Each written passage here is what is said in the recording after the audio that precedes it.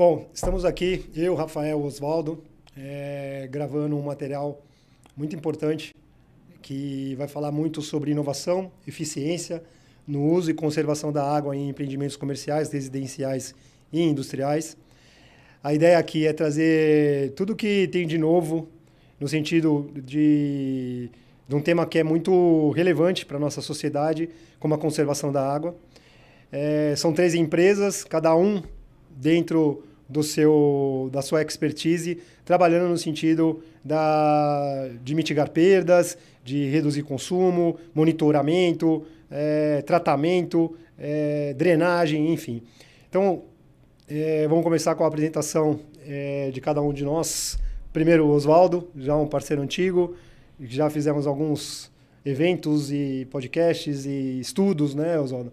Então, se apresente primeiro, sim. Depois passo o Rafael e aí eu falo por último aqui um pouquinho. Legal, Mário. Olá, é um prazer estar com vocês aqui, estar hoje com o Mário, com o Rafael, para a gente estar podendo falar um pouquinho sobre esse tema tão importante. Eu hoje tentando colaborar um pouco mais no sentido de trazer algumas tecnologias interessantes, né, no tema de drenagem de água da chuva e de aproveitamento dessa água também.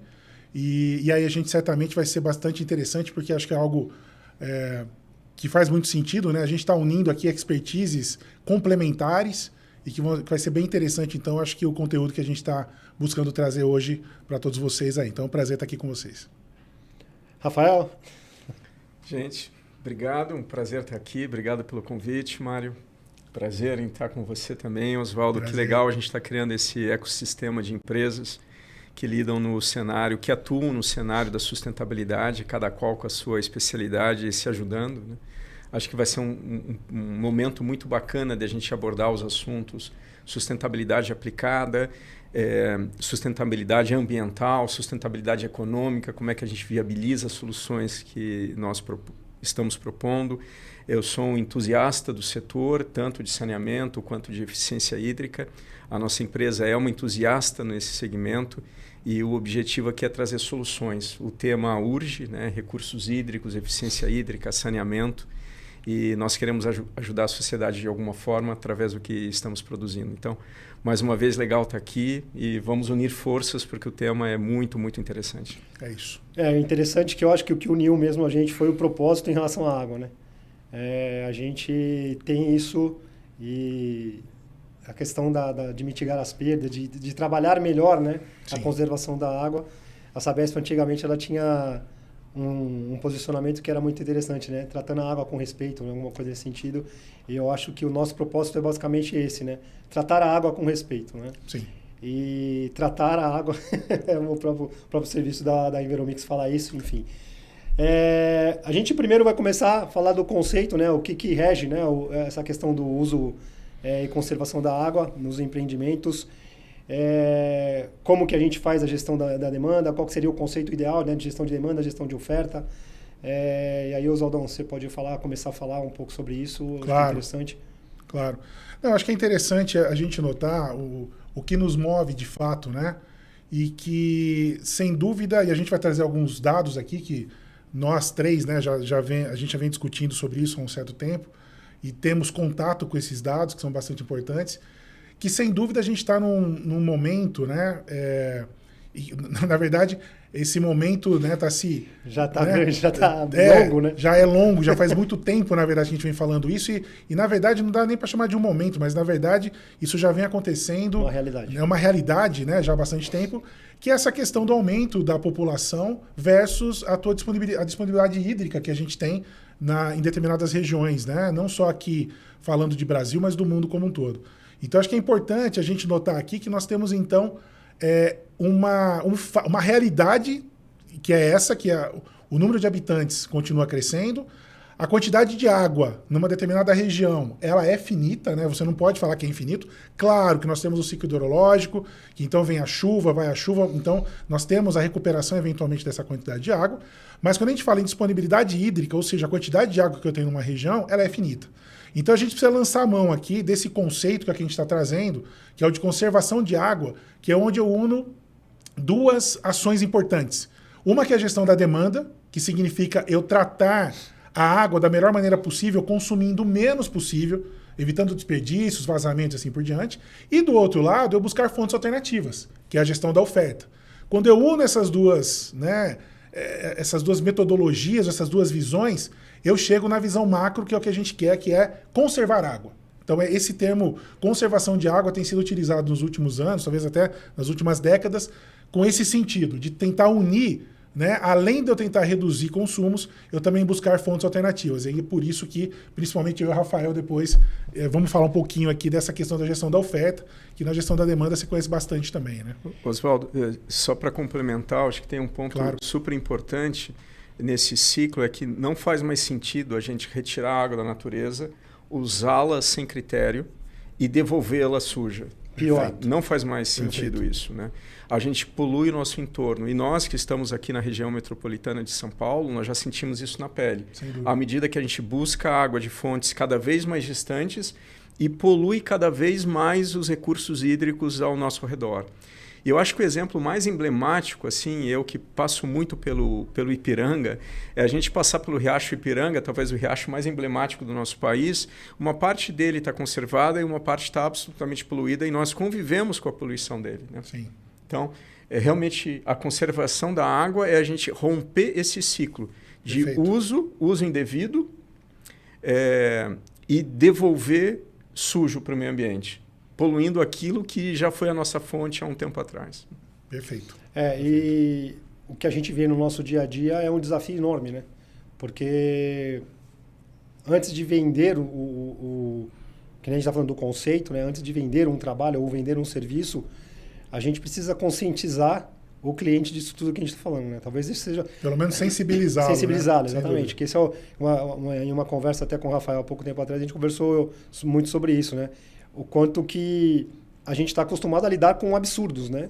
Com determinados absurdos, você mais na questão do tratamento, eu mais na questão ali da gestão da água, do desperdício de água, enfim. E talvez esse seja o maior desafio no nosso trabalho, é conscientizar primeiro para que possam ser feitas as ações necessárias, né, nesse sentido, né? Sim, sem dúvida. Sem dúvida. E aí a gente, acho que é importante que, de uma forma ou de outra, a gente comece a ter alguns avanços. Então, acho que um avanço, falando um pouquinho de avanço, o que a gente tem de interessante é o lançamento dessas duas normas, que já faz alguns anos, né, que elas foram lançadas, na verdade, mas que trazem conceitos muito importantes em relação a isso que a gente comentou um pouco atrás, que é a questão da conservação de água, né? Então são duas normas, a 16782 e a 16783, duas normas que falam de conservação de água e de uso de fontes alternativas de água. Então isso já começa a trazer para a gente pelo menos uma referência, né, um padrão de como tratar esse assunto.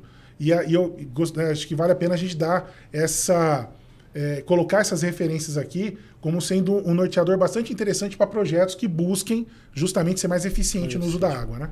E da segurança, né? Sim, acho que a normatização ela assegura as características de uso para os usuários. Exato. Então, muito importante que nós já avançamos com isso, né? Já temos normas, já temos legislação e agora nos cabe aplicá-las, né? O conceito vai se solidificando, né? Perfeito.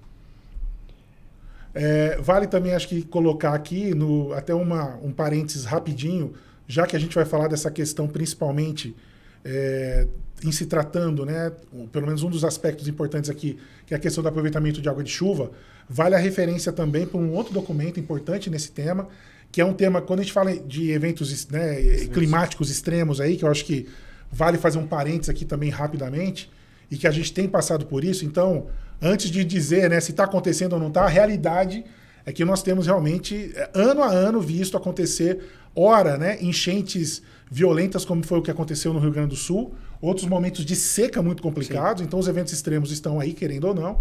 Então veio essa resolução da ANA, né, uma resolução agora de 2025, que na verdade ela trouxe, ou ela referendou a norma de referência número 12, que também é aqui de 2025, que trata desse assunto específico, né, de drenagem, onde você tem a elaboração, né, ou melhor dizendo, uma padronização no desenvolvimento aí da estruturação dos serviços públicos de drenagem, que também é algo bastante importante para a gente tentar avançar nesse tema, que infelizmente no Brasil, a gente como ADS Tigre tem buscado trabalhar cada vez mais com isso, avançar nessa temática, mas a gente ainda tem muito o que fazer quando a gente olha para os dados, por exemplo, como nós temos o Serviço Nacional de Informações sobre Saneamento, que mostra o quanto a gente ainda está atrasado, né, nessa questão da drenagem urbana das águas da chuva. E essa iniciativa da ANA é uma referência importante, assim como as normas que a gente comentou também, né?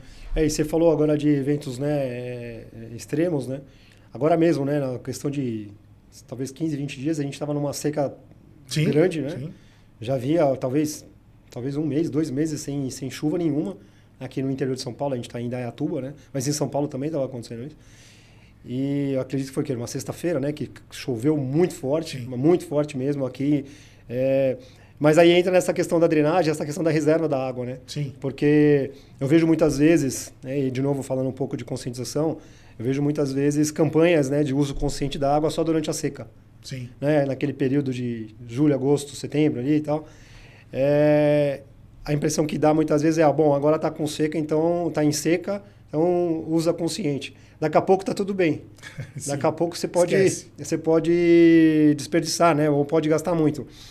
E é isso que talvez seja o que a gente falou, que falei um pouco atrás, o desafio, justamente esse, porque o uso e a conservação da água ele tem que ser constante, perene, né? Independente se está com chuva ou não, se tem muita chuva ou não, porque também você não sabe, ou boa parte das pessoas não sabem, né? Qual que é a reserva que você tem dentro da sua cidade, né? Sem dúvida. Então a chuva que cai na sua cidade não necessariamente fica reservada para a sua cidade. Pode ser que ela vá para algum outro lugar, que aí entra um pouco da questão da drenagem, da questão da reserva da água e tal. Mas, de novo, é falar de conscientização, né? Falar de como você respeita a água durante todo o ano, e não simplesmente quando está em período de escassez, né? Só no momento que aperta mesmo a situação, né? A gente até brinca lá internamente na empresa e fala assim, a gente é chamado ou porque acabou a água ou porque tem muita água, porque estourou alguma coisa, né? Então, mas a gestão eficiente é justamente você trabalhar na normalidade, né? Isso aí. Trabalhar na normalidade. A nossa memória não pode ser curta, né? Sim. E os eventos passados têm que ser aprendidos, né? E eu acho que faz todo sentido, drenagem e saneamento caminham em paralelo. Eu acho que o termo correto não seria nem em paralelo, eles são intrínsecos. Sem dúvida. Não há drenagem sem saneamento, não há saneamento sem drenagem. Sim. Né? E o problema das grandes metrópoles se usa erroneamente redes de drenagem como redes de esgotamento. Sim, exato. Ou vice-versa. Ambos são danosos. Então, muito importante que o tema drenagem seja incorporado como conceito dentro dos planos de saneamento básico. Sim. E te digo que, sem dúvida, tua visão está totalmente correta, viu, Rafael? Porque, no fundo, é isso, né? Quando você pega os 4 pilares do saneamento, que nós temos lá a distribuição de água potável, o esgoto, vem também a drenagem, e eu trago também junto a questão dos resíduos sólidos, né? Essas coisas estão todas muito interligadas mesmo. Então, daí a importância da gente ter esse alinhamento, como você bem disse. E eu acho que dentro dessa questão dos eventos climáticos, vale ainda reforçar, aqui a gente traz alguns quadros, né, interessantes para que vocês possam dar uma olhadinha e olhar também outras fontes, claro, mas a importância da gente entender pelas regiões que nós temos, por exemplo, no Brasil, e que aí, assim, lá se vão e o Mário sabe disso, que a gente já se conhece há muitos anos, né, Mário? Então, lá se vai há muitos anos, eu sempre brinco que eu escutava muita gente falar sempre assim, não, porque a água no Brasil é mais distribuída. E o que eu costumo dizer é que não, né? A água estava aqui muito antes da gente. Então, quem está mal distribuído somos nós, né? A gente tem que se adequar um pouco melhor nessas bacias entendendo isso, porque o grande problema é entender, para essa questão específica da água, como eu disse, né? Esse termo disponibilidade hídrica vem, de fato, aqui para a gente avaliar, que é um ponto que deve ser colocado como estratégico. Quando você vai desenvolver, inclusive uma indústria hoje, quando ela pensa em ir para algum lugar, ela já começa a olhar para isso. Qual que é a disponibilidade de água que realmente eu tenho naquela região? Porque a gente tem isso muito bem mapeado. E é óbvio que isso vai variar em função do quê? Daquilo que a gente colocou ali no início. A questão do número de habitantes pela região que a gente está falando. Então, regiões muito mais adensadas, com muito mais pessoas, é óbvio que a briga pela água vai aumentar. Ainda mais em locais em que não necessariamente você tinha muita água, mas que quando nasceu a cidade como uma vila, como é o caso de São Paulo, né, há 400 e tantos anos lá atrás, obviamente que naquele momento tinha água para todo mundo, mas é óbvio, da maneira como cresceu a cidade, chega onde o Rafael comentou. A gente hoje tem que buscar água muito mais longe para aquela cidade. Então faz muito mais sentido, do ponto de vista de resiliência, trazer esse tipo de visão, como o Rafael tinha comentado. Acho que o Mário também já tinha falado, da gente poder, por exemplo, será que eu não consigo, na drenagem, reter essa água da chuva para usar no momento de estiagem? Quando eu estiver falando de reuso, né? Será que eu não consigo também pegar essa água que eu iria tratar e deixar ela aí para o ambiente novamente, eu reter essa água na minha região e reaproveitá-la? Então, são esses pontos que a gente tem que olhar para tentar vencer esses problemas que nós mesmos acabamos, essas armadilhas, né? Que nós mesmos, como sociedade, acabamos entrando. Que é não entender muito bem esse conceito, né, de crescimento populacional versus a disponibilidade de água que eu tenho na região. E só colocando como referência aqui, a gente está numa área crítica. Né? Sem dúvida. Eu acho que já é sabido, na verdade, por boa parte das pessoas, que a gente está numa região crítica em questão de disponibilidade de água versus a quantidade de pessoas que moram na região. Né? E, de novo, não porque não tem água, mas é porque nós temos uma população, né, muito grande nessa região. Nós temos uma população grande, nós temos um consumo irregular, Exato. nós temos grandes desperdícios, né? Nós não medimos, né? Aquilo que não se mede não Perfeito. se conhece. Né? Então, a gente está traçando um cenário de complexidade. O quanto antes agirmos, mais fácil a solução. Né? Perfeito. Esse novo slide ele fala sobre um cenário nacional, né? Exatamente aquilo que a gente vem falando, o quanto de oportunidade existe nesse mercado.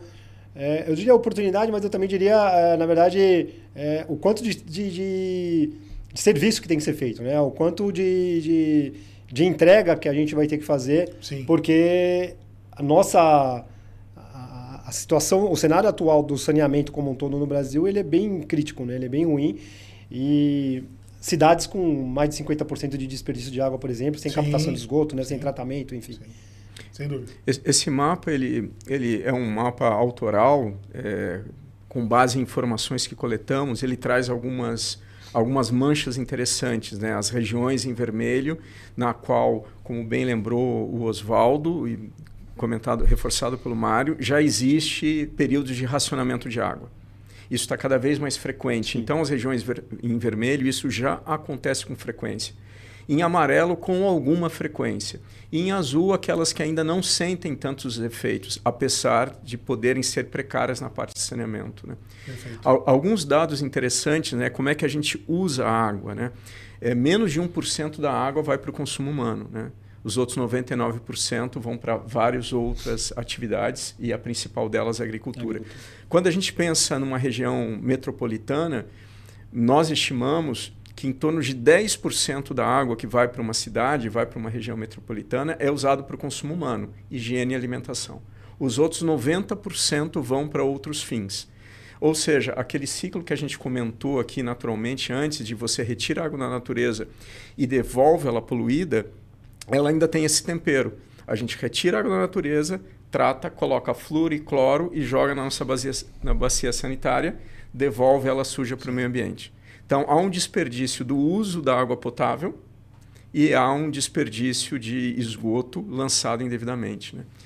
E uma outra caracterização importante é a gente entender o que é esgoto. Né? Hoje, o esgoto numa cidade contém 0,2% de matéria orgânica. Isso é o suficiente para nós não vivermos. Sim. Okay? Isso é água muito Suja. poluída. Uhum. Muito, muito suja. Muito menos do que isso, nós não toleramos. Né? Mas a água está sendo usada como meio de transporte. Então, de novo, a gente tira a água da natureza, coloca flúor e cloro, trata, armazena, distribui, suja e devolve suja para o meio ambiente, usando ela como meio de transporte para os nossos resíduos. Então, realmente pensar em como é que a gente rompe esse ciclo é muito importante. Né? E o número que sempre chama atenção, né? 57%, o Instituto Trata Brasil, do nosso país, não tem tratamento de esgoto. Então, você associa a falta de tratamento de esgoto, se associa a falta de drenagem, você Sim. tem uma complexidade grande que nós temos que enfrentar ontem nas Sim. regiões metropolitanas. Um pouco dessa mensagem que nós temos que entender o que é a água, como utilizamos ela, o que é o esgoto e o que nós estamos fazendo com esse esgoto. Né? Perfeito. E aí entra a questão do mercado, como ele está se posicionando, na verdade, como o mercado está se movimentando, né? Não é se posicionando, mas movimentando. muito por conta, até você falou, né, da questão do saneamento. Há um tempo atrás eu vi uma entrevista da ex-presidente do BNDES falando que o saneamento era uma agenda do século XIX, né? Pois é. Exato. E a gente ainda não tem, acabou o número que você acabou de falar, 57% do esgoto não é tratado e tal. Só que a gente tem agora, né, o novo marco do saneamento, você tem algumas novas, né, players, né, que nem o mercado gosta de falar, mas enfim, e a água está ficando mais cara, né? Eu acho que você deve ter ouvido muito isso, Oswaldo, com certeza, e eu ouço bastante até agora, que muito do desperdício de água é porque a água é barata, né? É abundante e barata, né? A abundância a gente já viu que não é o caso, né? E a questão do ser barata parece que está mudando também a situação, né? A gente está vendo aí alguns reajustes que aconteceram aí nesse ano, na verdade. Mas falando aqui, de novo, né, de uma região mais crítica, quem está falando de São Paulo, a água ela ficou mais cara, né? Eu acho que até você mesmo fez um estudo, né, Rafael, sobre isso, falando do quanto que, talvez por conta da privatização ou não, na verdade eu não diria nem por conta da privatização, mas por conta de uma regra mais clara, né? De uma regulamentação melhor para todo mundo, né? Sem dúvida, né? A Sabesp aqui em São Paulo, ela reviu o contrato com os grandes consumidores. Os grandes consumidores, os grandes empreendimentos, eles corroboram para o consumo e para a demanda de tratamento de esgoto no seu entorno. Então, um shopping center, um aeroporto, um grande prédio comercial concentram uma quantidade de pessoas enorme, né? A Sabesp reviu esses contratos, tiveram reajustes na ordem de 200% a 300%, né? Isso foi muito impactante. E isso foi necessário porque a Sabesp já está revendo os seus planos de expansão para garantir que todo o esgoto seja tratado. Então, parte do colapso do sistema de tratamento estatal, uma parte das empresas controladas pelo Estado, veio pela falta de capacidade de reinvestir, ampliar e dar a infraestrutura mínima de saneamento que aquela região precisa ou demanda, né? E a Sabesp agora tem que correr atrás do prejuízo. Né? E tem metas, né? E tem metas. Bem claras, tem né? metas e tem obrigações. O setor privado vai ser muito mais cobrado. Então, o marco do saneamento traz indicadores que vão ser monitorados pela sociedade. Então, entrou um ente privado com obrigações muito claras. E vai ter que cumprir as obrigações, senão ele sai do negócio. Sim, sim. E eu vejo que é isso, que essa conta tem que fechar, né? Na verdade, a gente está nessa situação também, infelizmente, porque eu acho que nós passamos aí décadas olhando para um problema que todo mundo sabe qual que é a necessidade, o que tem que ser feito, tecnologias, né, já disponíveis para que a gente possa resolver, mas por uma questão de que, talvez até política mesmo nesse sentido, a gente acaba postergando isso e chegando numa situação como a gente está hoje. Em pleno século, né, 21, falando aí tanto carros autônomos e né, vamos para outro planeta e tal. E no Brasil a gente está numa situação como essa, que a gente ainda não tem o saneamento, ainda tudo por se fazer, ou muito por se fazer, né? Na questão da distribuição de água, ok, até que avançamos bem, mas como foi muito bem mostrado aqui, a parte de esgoto e de drenagem também, muito a se fazer ainda. Bom, o mercado tem setor público, aeroportos, né? Enfim, vou até pular um pouco isso, porque na verdade indústria, shoppings, né? Prédios comerciais, eu acho que o mercado como um todo atende a isso, né? Eu eu entendo também que a profissionalização, né, dessas administrações, condomínios residenciais, né? Hoje a gente fala muito em síndico profissional, de empresas, né?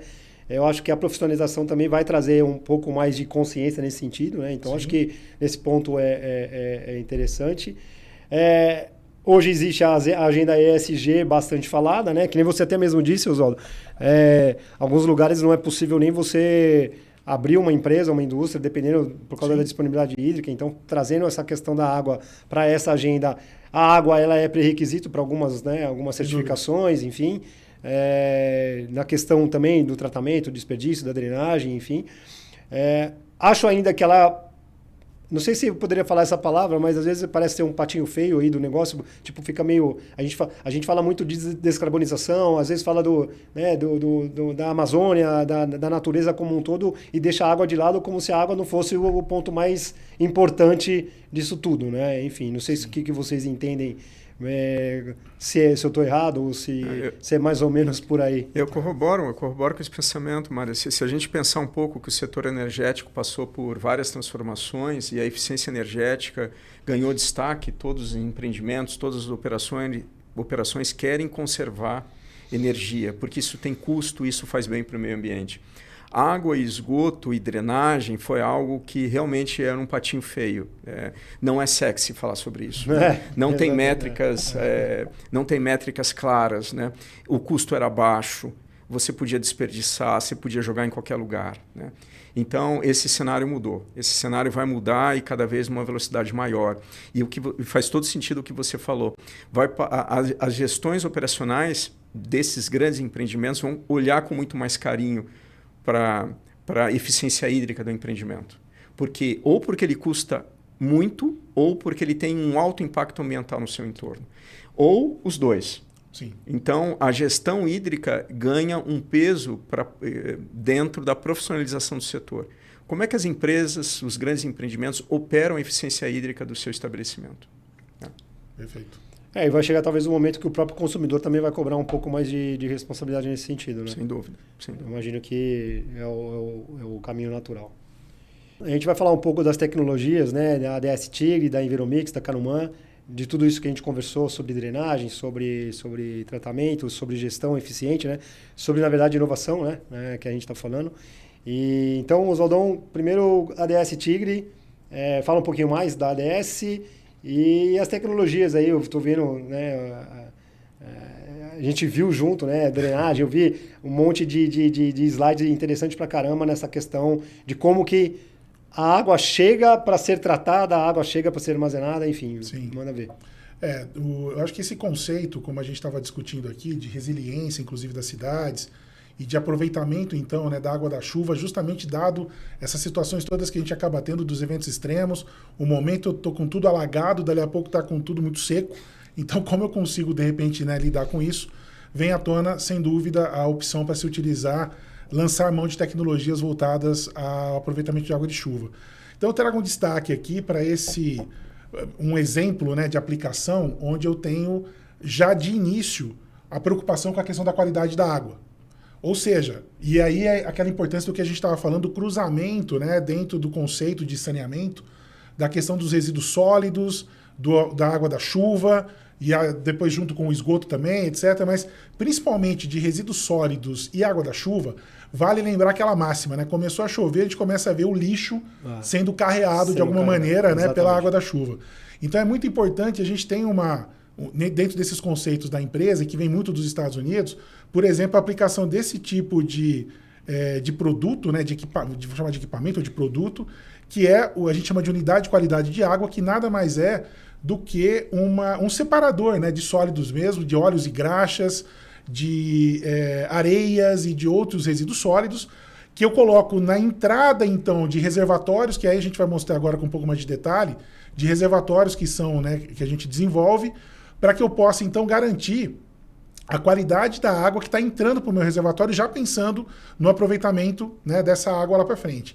Um exemplo bacana de tecnologia é esse que nós chamamos de StormTech, que é uma tecnologia que utiliza são câmaras, né, fabricadas em polipropileno, cuja ideia aqui, então, é eu pegar grandes áreas impermeáveis, áreas, então, por exemplo, de estacionamento, como vocês estão vendo aqui na figura, e a partir disso eu instalo, então, quando eu estou construindo por exemplo, né, um grande home center, um grande supermercado e assim por diante, eu consigo, então, instalar essas câmaras ali na parte, né, no subsolo, então, desses grandes estacionamentos, criando vazios, né, grandes fileiras com essas câmaras que eu vou dispondo uma ao lado da outra, né, criando grandes fileiras ali interligadas depois, preencho com brita e depois é feito, de fato, né, o estacionamento em cima dessas câmaras, mas eu criei ali um grande vazio, né, para poder reter essa água, ou deter essa água, como preferir aí, que nós temos uma diferença, né, no chamado aí retenção e detenção.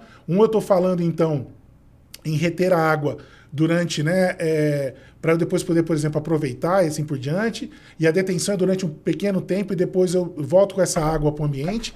Posso também, e aí entrando naquela visão do ciclo hidrológico, né, que é bem interessante, posso aqui, ao invés de aproveitar essa água, né, reservar essa água, eu posso, na verdade, infiltrar essa água também, a partir aqui da parte de baixo, né? Vocês podem ver que as câmaras embaixo elas são totalmente abertas, mas eu tenho, na verdade, um tecido, né, permeável ali embaixo, posso colocar, que promove a infiltração dessa água. Se eu quero segurar essa água, se eu quero reservar, coloco um tecido impermeável, então fica um grande reservatório. Podemos até mudar para isso. E aqui mostra alguns diferenciais muito bacanas, né? Você pode ver uma pessoa ali carregando, né, um pedaço dessa câmara, né? O transporte dela é muito facilitado, porque super leve e facilitado, porque ela vem então em trechos, né? Que depois você monta no local. Então, aqui alguns exemplos de aplicação dessas câmaras, né? Que nós temos alguns empreendimentos bem interessantes que já utilizam ela, Brasil afora, como lojas da Havan, o Residencial Quievo lá em Curitiba, Terraço Oiti da consultoria MRV lá em Teresina, no Piauí, a transportadora Guilherme lá em Cascavel, no Paraná. E aqui, utilizando essa tecnologia das câmaras, né, especificamente.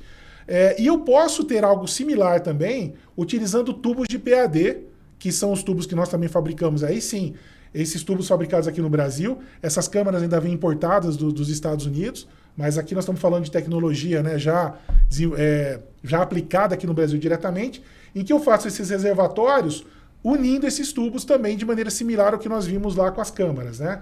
E aqui alguns empreendimentos que também utilizam isso no Brasil, como o caso lá em Curitiba e em Recife, né, Curitiba no Paraná, Recife em Pernambuco, com aquela unidade, né, de tratamento que eu comentei, sempre buscando melhorar a qualidade dessa água, quer seja para eu aproveitar, quer seja para eu depois devolver para o ambiente. Então tem essa visão mesmo também de qualidade, não só de quantidade aqui. Eu acho que o ponto importante aí é considerar que isso tudo é ente privado, diríamos, né? Sim. Então a drenagem ela não é só responsabilidade do município, né? Com certeza ou do não. Estado, vamos dizer como um todo, mas é uma responsabilidade... Somos corresponsáveis, né? Exatamente, né? Exatamente. A visão que vem é essa mesmo. Não só a drenagem, como o tratamento, como a gestão eficiente, né? Na verdade, porque também tem esse lado, né?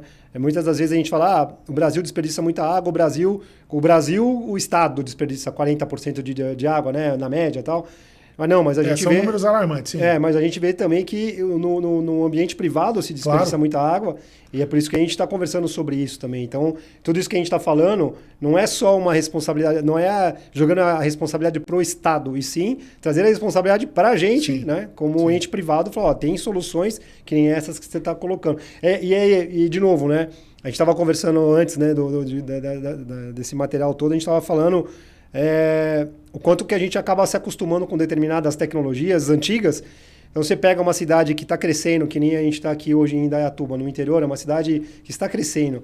E há construções, né, por exemplo, da Havan mesmo, por exemplo, tem home center e tal, sim, que é tudo piso normal, né? Aquele piso, aquele batidão permeável pra caramba, aquele cimentão, que vai jogar essa água também para... Pois é. Né? E que aí o que a gente tenta promover, e que essa é uma visão também que eu acho que vale muito a pena sempre reforçar, que nos Estados Unidos você tem uma ampla aplicação dessas tecnologias, porque lá sempre está se olhando pela visão do ciclo de vida de uma gota. Então, uma gota de chuva, ou uma gota de água, como quiser chamar... Conta. Né? Conta. E como deveria ser, qual que é o ciclo hidrológico, né, convencional? É aquele mesmo, né? Choveu, vai cair na determinada área, deve parte dele, né, correr pelo solo, mas grande parte deveria infiltrar. O que a gente está fazendo hoje, né?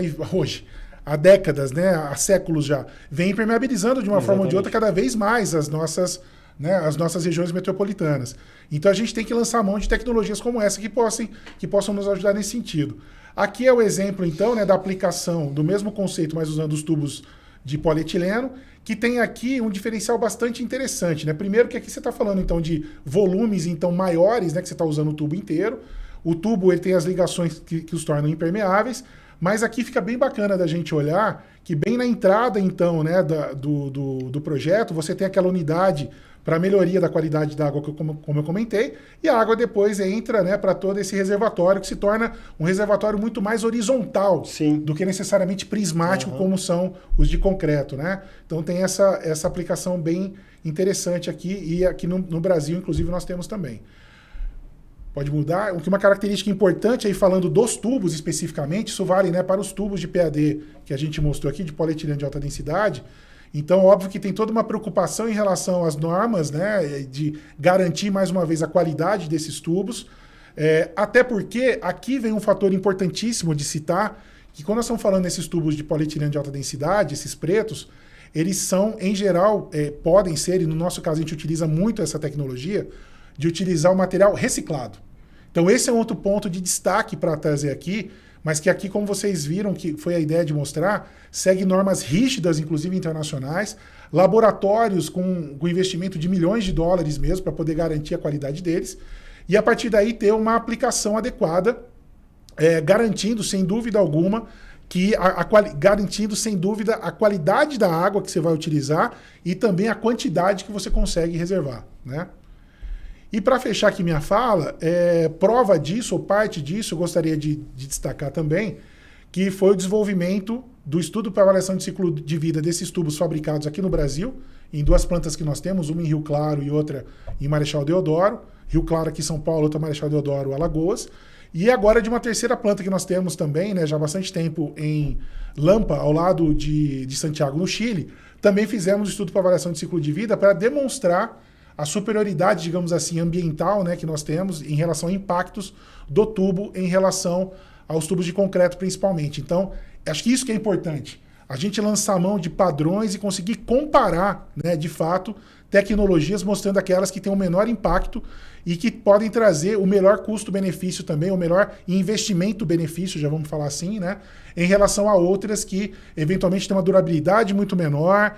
Você tem impactos também na sua fabricação que são muito grandes, ou no seu transporte, e que aqui a gente consegue demonstrar com fatos mesmo e com ciência. Manutenção muito mais complicada. Manutenção, etc. Aqui a gente consegue ter uma solução que visualmente, né, pelo gráfico, a gente consegue de fato mostrar quanto menos impactante é essa solução, no caso aqui dos tubos de polietileno usando material reciclado.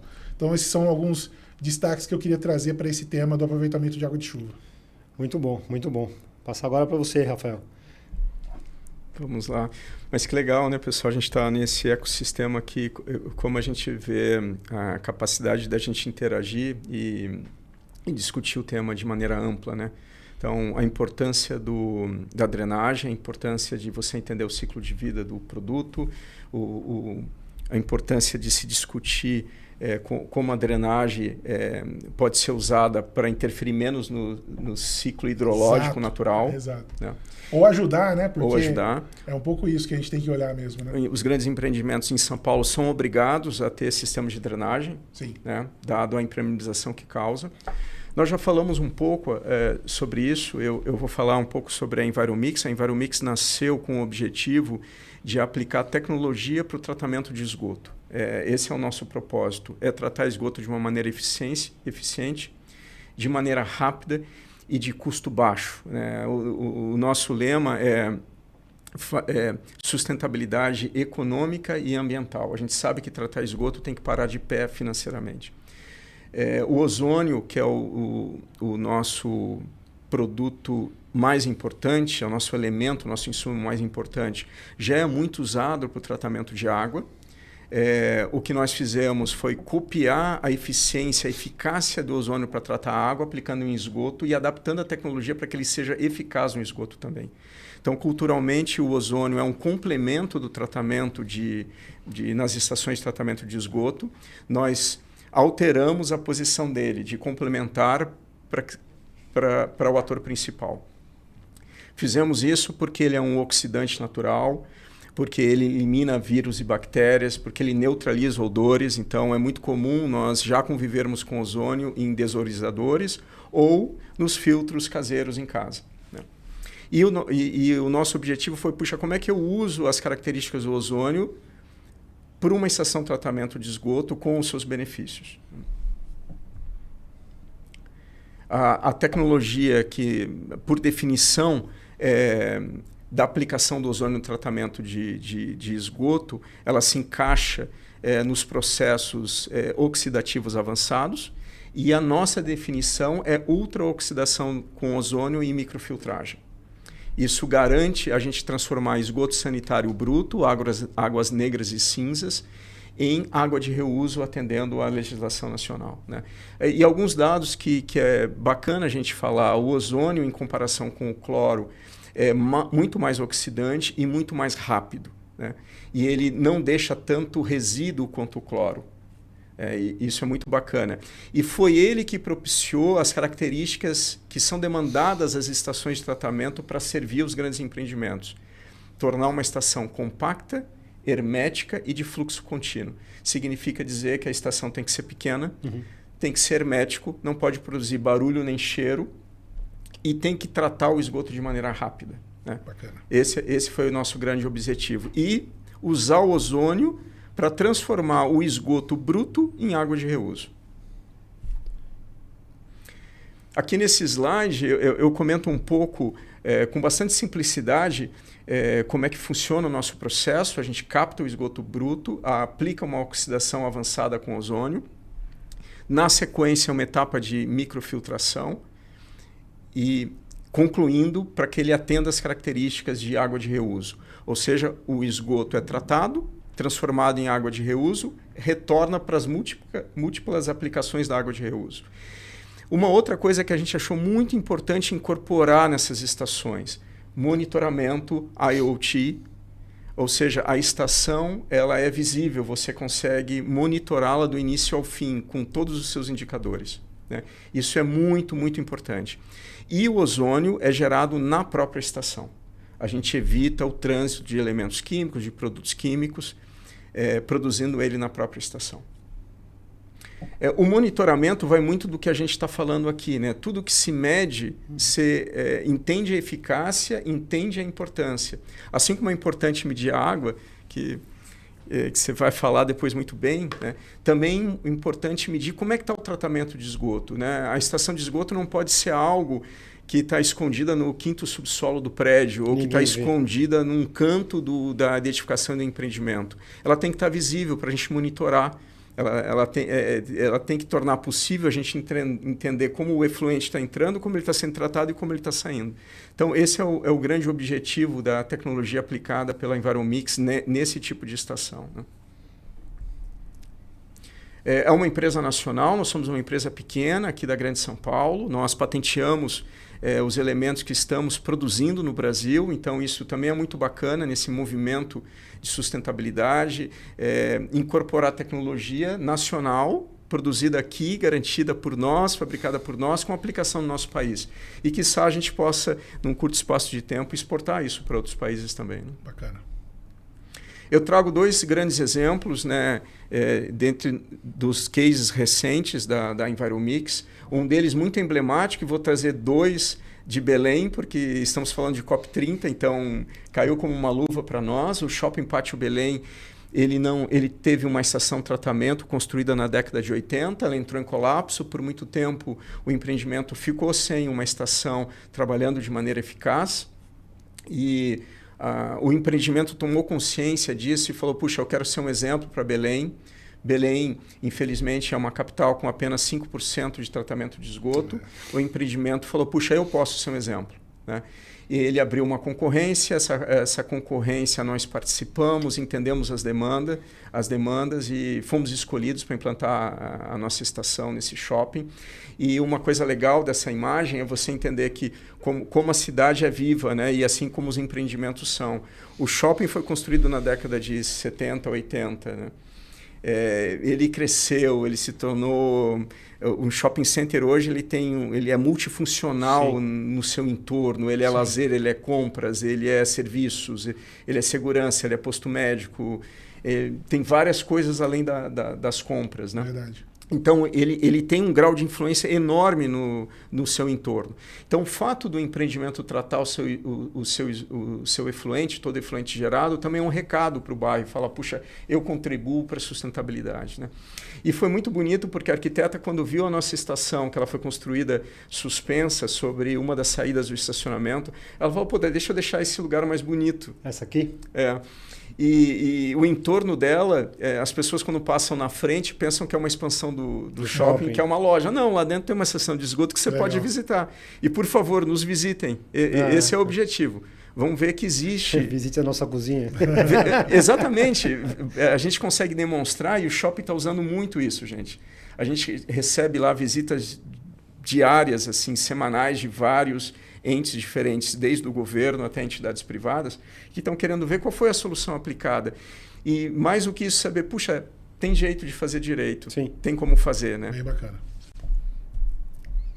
Aqui é uma parte das imagens da nossa estação, né? Depois também eu posso mandar para vocês o link com o nosso Tour 360, mas a gente desmistifica que a estação tem que ser algo mal cheiroso, escondido.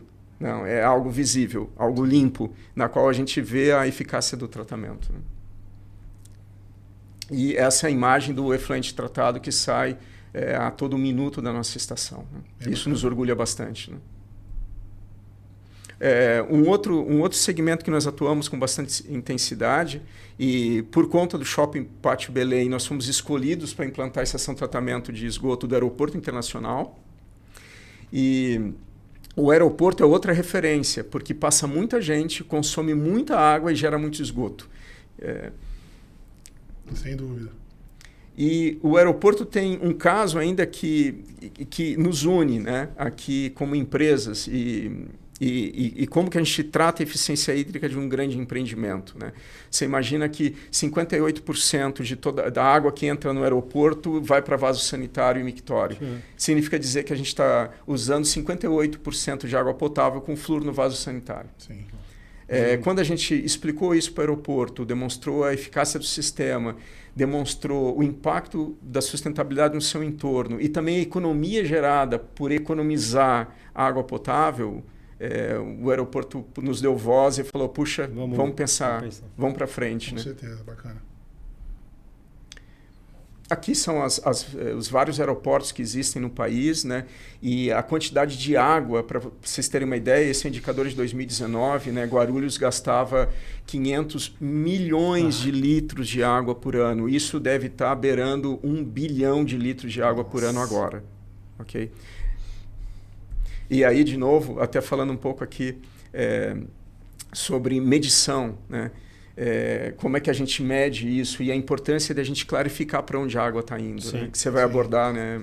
Depois de maneira bem interessante. E aqui nós fizemos um estudo para demonstrar o impacto. Vejam que lá em Belém, que é um custo, tem tarifas de água e esgoto ainda muito baixas, nós fizemos um estudo dizendo, olha, se a gente conseguir tratar todo o teu esgoto e reutilizar o potencial máximo que é possível aplicar no estabelecimento, em torno de 79%, você tem aí 1,6 milhão de reais de economia por ano. Então, não é só sustentabilidade ambiental, é sustentabilidade financeira. Econômica. Muito legal. Se esse mesmo aeroporto estivesse no Rio de Janeiro, a economia era de 4 milhões por ano. Nossa. Então, vale a pena fazer. Um dos nossos lemas também é o seguinte, não fazer nada sai mais caro. Sai mais caro. Não medir sai mais caro. Né? Aqui a gente pode passar, a gente passou... Eu acho que é um dado bastante interessante quando o empreendimento entende a sua influência no seu entorno e fala, eu estou poupando água, essa água que eu poupo vai chegar a quem mais precisa. Perfeito. Eu estou deixando de jogar esgoto. Esse é o conceito. Eu estou preservando o nosso ambiente. Perfeito. Muito bom. E aqui uma imagem, e de novo, né, a gente está rompendo aquela questão, a estação tem que estar escondida em algum lugar, coloquem algumas plantas, coloquem alguns muros, tampem, deixem num canto, e a gente está trazendo ela para a exposição. Né? Então o aeroporto caprichou na arquitetura da nova estação. Muito bacana. Bacana. É isso, gente. Complementando aqui, passando a bola, né? Não fazer nada custa mais caro, gente. Sem dúvida. Exatamente. É muito bom saber que já tem gente trabalhando em cima disso também, né? Que na verdade acho que até está difundindo, né? Tá cada vez mais, as pessoas estão entendendo esse ponto. E por incrível que pareça, acho que você falou do evento lá de Porto Alegre, eu acho que o evento de Porto Alegre assustou bastante gente, né? Sim, com certeza. E foi bem na época também de Porto Alegre, a gente teve uma situação acontecendo na Europa, se não me falar a memória, na Espanha, né? Em que também teve uma situação bastante crítica lá no ponto de vista de enchentes e tudo mais. Então é algo global, né? Não é um negócio que está só acontecendo aqui no Brasil, é no mundo todo, e que a gente tem que realmente olhar de uma maneira diferente. É importante essa questão toda que até você tinha trazido, né, Mário? Sim, tem essa questão toda de descarbonização e que a gente tem que se preocupar, mas a água ela tem que voltar um pouco para o centro da discussão, porque sem água fica difícil você habitar qualquer local, né? Então, tem que lembrar sempre dela mesmo.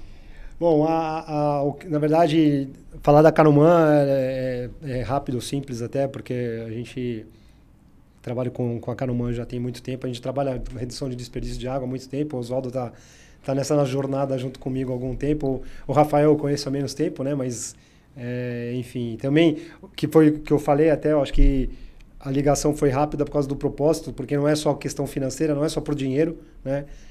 Eu sempre falo que a minha filha começou, a primeira palavra dela foi água, não foi papai nem mamãe, foi água. E então, a Canuman é isso. E eu trouxe um case que mostra exatamente aquilo que aquilo que a gente quer fazer na questão do monitoramento, da gestão de água eficiente.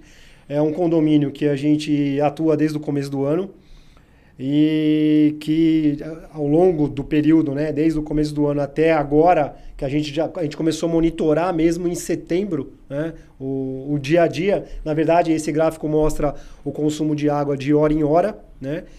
E só que a gente vem atuando nesse condomínio desde o começo do ano, e a conta da área comum do condomínio, que era R$10.000 por mês, ela caiu para R$70. Nossa. A Sabesp, no caso, ela mede o consumo de água da área comum e mede, são 35 casas, se não me engano, 32, 35 casas, e mede também o consumo de água de cada uma das residências. Então, cada casa paga a sua conta e tem a área comum que paga e é rateado entre os moradores, tal, entre as residências.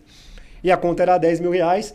A gente veio fazendo um trabalho de redução que a conta caiu para 70. Né? Então, esse é o gráfico de consumo que mostra desde o começo do ano até agora, que é R$76, depois subiu um pouco 528, tinha um vazamento, e aí a gente começou a monitorar. E aí tem a parte principal do case que a gente quer mostrar, que essas duas barras elevadas aí é o consumo das 19 horas e das 8 horas do dia 24 de setembro, se não me engano. Isso, é 24 isso, né? de setembro, exato. 24 de setembro, exatamente. E o que acontece, né? A gente percebe que teve um pico de consumo porque estourou um vazamento. Nessa hora, a gente avalia aí que o consumo aumentou cerca de 15 metros cúbicos. Às 19 horas, às 20 horas também, estava com 15 metros cúbicos a mais. Em ato praticamente, diria, cristão, acho que é uma atuação de Deus junto com a gente. Na hora que eu peguei o telefone para mandar mensagem para a síndica falou: Mário, eu fechei o hidrômetro. Eu falei assim: eu percebi pelo sistema, então a gente consegue perceber que o consumo das 21 horas já está mais baixo. Abaixou o consumo, e aí obviamente teve que abrir, porque tinha que abastecer as casas, enfim, as pessoas estavam chegando em casa, em residências, enfim. Mas o fato o que é a gestão eficiente do consumo de água feito pela Canuman, que usa telemetria com serviço, né? Eu acho que o mais importante, o que nos diferencia das outras empresas é justamente isso. Nós não somos apenas uma empresa de telemetria, né? Nós somos uma empresa de serviços que usa telemetria para chegar num ponto que localizar um vazamento. Então, entre a constatação do vazamento, às 8 horas da noite, 9 horas da noite, a localização do vazamento, que foi no dia seguinte, isso foi da quarta-feira, na quinta-feira à tarde, a gente foi lá, a gente localizou, na sexta começamos a fazer o reparo, e a gente estima aí que a gente trouxe uma economia aí de cerca de 10 metros cúbicos de água por hora nesse condomínio, né? Se esse condomínio não fosse monitorado, muito provavelmente a conta ela viria um absurdo, né? A gente sabe o susto que seria. E muito provavelmente, de novo, o condomínio iria arcar com um custo muito grande. Aí entra de novo essa questão que você acabou de falar, Rafael. O desperdício da água, ele afeta não só as pessoas que estão ali internamente do condomínio, mas também o entorno, né? Então, eu acho que esse é o ponto, como que nós trabalhamos, né? O posicionamento da Canuman geramos valor economizando a água justamente por isso. Porque a ideia é gerar valor, não valor só financeiro, mas gerar valor social, né? Com ações como essa de você monitorar e agir muito rapidamente para acabar com o desperdício de água. E assim a gente vem fazendo já em alguns outros condomínios, em algumas empresas, monitorando eficiente para ter a questão da eficiência hídrica muito, muito, muito clara dentro do nosso propósito, entendeu? E o Oswaldo pode até falar um pouco disso também, porque faz parte né, do nosso trabalho a avaliação desses números, né, Oswaldo? Pegar os números, pegar esses dados e trabalhar esses dados de forma que a gente possa propor novas situações, novas tecnologias, enfim. Né? Mário, tem um tema que a gente acho que já falou algumas vezes, né, que são esses custos ocultos, né? Há muito custo oculto no consumo de água. Então, esse seu trabalho é muito nobre, muito nobre. À medida de que rateios acontecem, isso às vezes diminui o impacto no bolso, mas quando você pensa na totalização disso, tem muito dinheiro envolvido. Sem dúvida. Então, há um impacto ambiental e há um impacto financeiro. O que não se mede, não se conhece. Exatamente. Né? Então, e nós temos que romper essa cultura de aceitar esses custos ocultos, né? De conviver com eles, de achar isso normal. E grandes empreendimentos, medindo, que é a proposta da sua empresa, vão descobrir muito custo, muito desperdício de dinheiro, muito desperdício de recursos, que poderiam estar sendo aplicados em outras áreas. E invariavelmente, não é o caso, por exemplo, desse condomínio, mas aonde você tem muito desperdício de água, você tem desperdício de energia também. Porque sem dúvida. Empreendimentos como shoppings, empreendimentos como indústria, você tem bombeamento de água de algum lugar para outro lugar, né? E isso envolve desperdício de energia também, né? Sim. Eu sou, né, o Mário sabe disso, a gente realmente já se conhece, já vão aí uns seus 20 anos pelo menos, né, Mário? Estamos ficando já com, né, a barba branca mesmo, mas o Mário sabe, sou entusiasta, até porque realmente a época que eu encontrei o Mário, que a gente se conheceu, eu trabalhava diretamente nessa área de medição, inclusive, né? Então tenho sim um certo conhecimento na área. E é isso, né? Como o Rafael bem colocou, aquilo que a gente não mede, a gente não tem como colocar meta, não tem como fazer nenhum tipo de gerenciamento, a gente tem que medir. E o que eu acho muito bacana, que foi o que eu falei para o Mário já há muitos anos atrás, que para mim é fantástico esse trabalho que ele está desenvolvendo hoje, é que ele sempre teve muito focado, né, Mário, nessa questão da detecção do vazamento. Então vinha lá a conta, justamente explodia a conta, chamava o Mário lá para tentar descobrir onde é que estava o vazamento. Com essa visão que o Mário sempre trouxe, desde que eu o conheci, ele sempre falava, Oswaldo, mas o que eu queria era não deixar que isso acontecesse. Eu não queria que estourasse o vazamento para eu depois, sei lá, de um dia, alguns dias, ou seja, tá vazando, gastando água lá, jogando água fora, eu ter a minha ação. Eu gostaria de estar, assim que fosse, né, na iminência, o que acabasse de acontecer, eu pudesse ir lá e resolver. E aqui, fico contente de ver que você mostrou um caso desse, né, que em questão de horas já conseguiu detectar 2 horinhas ali, já viu que tinha um problema, já foi detectado, já pelo menos estancou o problema, para depois ir lá e encontrar, porque esse é o ponto, né? Com a medição você consegue identificar que há vazamento em algum lugar. Problema, exatamente. Depois você vai para identificar onde está o vazamento, especificamente fala, olha, quebra aqui que eu vou fazer agora, né? Vou resolver o problema, resolver o vazamento que aqui estava. Então, é isso. Concordo com o Rafael, faço coro com ele aqui de que é muito nobre aí a tua iniciativa, muito bacana o teu trabalho, porque mostra o respeito com a água que a gente tem que ter de fato, né? Porque, de fato, cada gota importa e a gente tem que tomar esse cuidado mesmo no nosso dia a dia. Existe um indicador dos aeroportos que nós utilizamos, padrão, né? Que é em torno de 10, 11 litros por passageiro é o consumo de água de um aeroporto, se você pegar todo o consumo que acontece no empreendimento. E esse indicador, por si só, é uma referência, mas ele remete a você avaliar boas práticas. Sim. Sem dúvida. Então, você pode ter 2 aeroportos com operações bastante similares. Um está consumindo 10 litros por passageiro e o outro 20. Porque o outro está convivendo com custos ocultos, com vazamentos e com desperdício durante meses, anos, sem perceber. E esse custo, quando somado, ele é muito, muito relevante. Sim. Não passa mais desapercebido. Nesse novo cenário ainda, em que a gente tem empreendimentos que tiveram a sua conta reajustada em 3, 4 vezes, esse impacto financeiro ainda fica mais relevante. E, de novo, associando ao nosso propósito ambiental, não faz mais sentido, né? Deixar dinheiro cair pelo ralo, né? Literalmente. Literalmente. Ou você comprometer o nosso recurso mais importante por descuido. Sim. Não, sem dúvida. Eu acho que esse que é o ponto. E a gente precisa, né? Não vai ser dessa forma que a gente vai, né, fazer com que o ciclo da água volte, né? Deixa o vazamento repor o lençol freático. Não é por aí, gente, né? Temos que fazer isso, temos que ser mais eficientes. Daí a importância, como o Rafael traz, o indicador de consumo, né? De fato, só a gente fazer a conta pela conta, né? O montante da conta geral no fim, não que não interessa, é importante também, mas nada como você fazer esse indicador, né? Entender, olha, do volume total que está entrando aqui para o meu edifício, dividido pelo número de agentes consumidores, né? De quem está consumindo isso, qual é o indicador que eu tenho? Aí eu consigo começar a fazer essas referências, né, e essas comparações para a gente poder realmente evoluir na questão da gestão da água. Né? Tem um ponto que eu acho que a gente sempre bate na tecla, né, que é a questão do serviço. Né? Por mais que exista a tecnologia embutida, e a gente está falando muito de inovação, de tecnologia e tudo, certa vez eu ouvi até de um profissional falando assim, na última milha precisa do ser humano. Sim. Na última milha ali, não tem jeito. Tem que ter ação mesmo lá de alguém, né, exato, tem que ter ação de alguém para resolver. Sim. Até porque nossas edificações, elas são edificações muitas das vezes antigas, né? Enfim. Sim.